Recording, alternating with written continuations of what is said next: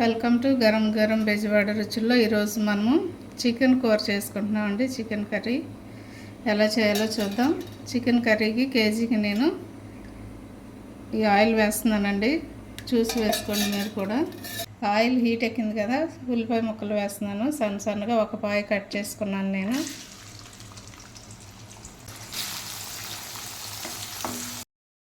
చూడండి, కొంచెం కరివేపాకు వేసుకోండి.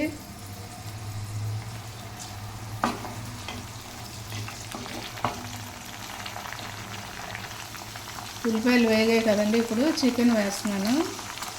శుభ్రంగా కడిగి పెట్టుకున్నాం. ఇది 4-5 సార్లు మనం కడగాలండి చికెన్.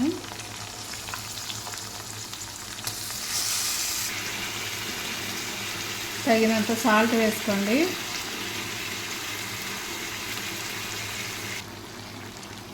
ఇప్పుడు కొంచెం పసుపు వేస్తున్నానండి.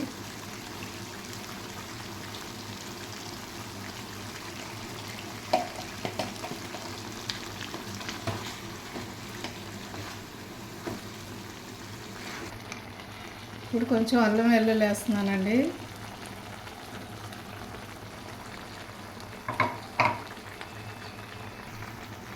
ఇప్పుడు 2 టమాటాలు, 1 ఉల్లిపాయ నేను మిక్సీ పెట్టి దానిలో వేస్తున్నానండి.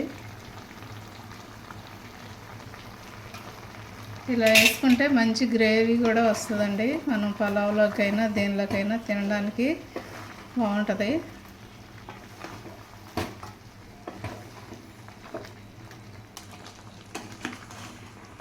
ఇప్పుడు మనం కారం వేసుకుందామండి. తగినంత కారం వేసుకోండి. నేనైతే 2 స్పూన్లు వేస్తున్నానండి ఫుల్గా.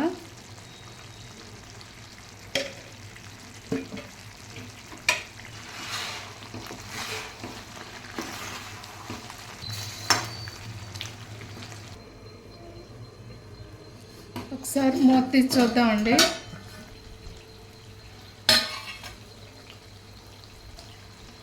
ఇదంతా ఒకసారి కలుపుకొని వాటర్ పోస్తామండి. తగినంత వాటర్ వేసుకోండి, ఎందుకంటే చికెన్లో ఎక్కువ అక్కర్లేదు కదా.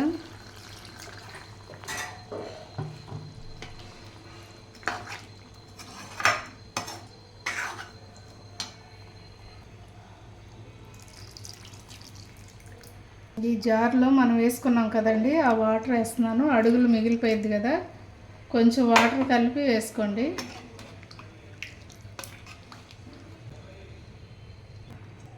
సాల్ట్ ఇప్పుడే చూసుకోండి, కొంచెం తక్కువైతే వేసుకోవచ్చు మనం. నాకైతే తక్కువైందండి, కొంచెం వేస్తున్నాను నేను.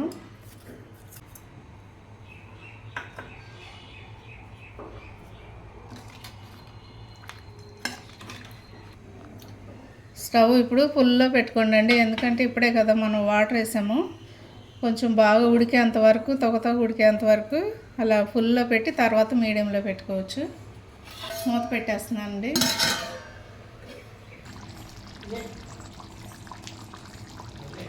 చూడండి, చికెన్ కర్రీ రెడీ అయిపోయిందండి. నేను కొంచెం కొత్తిమీర చేసి దించేస్తున్నాను.